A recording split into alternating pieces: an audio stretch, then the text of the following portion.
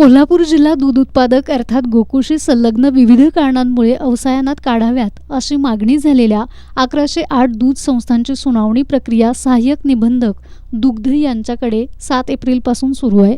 दरम्यान तत्कालीन सहाय्यक निबंधक प्रदीप मालगावे, सुजय कदम यांची अचानक बदली झाल्यानं सुनावणीला ब्रेक लागलाय। त्यातच गोकुळ दूध संघ निवडणुकीसंदर्भात दूध संस्थांनी दाखल केलेली आणि प्रकाश बेलवाडे यांनी संचालक मंडळावरती ठपका ठेवत संचालक मंडळ बरखास्त करण्याची मागणी करणारी याचिका मुंबई उच्च न्यायालयाच्या कोल्हापूर सर्किट बेंचनं दाखल करून घेतली आहे।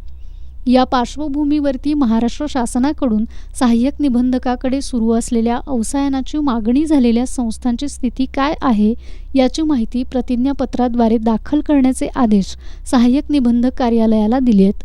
त्यानुसार सहाय्यक निबंधक कृष्णा ठाकरे हे गेली 2 दिवस प्रतिज्ञापत्राद्वारे सुनावणीची माहिती देण्याच्या न्यायालयीन कामकाजामध्ये व्यस्त आहेत।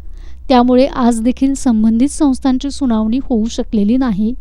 दरम्यान याबाबत ठाकरे यांच्याशी संपर्क साधला असता न्यायालयीन कामकाजात असल्यानं सुनावणी आता थांबवली आहे। लवकरच सुनावणी सुरू होईल असं त्यांनी सांगितलं।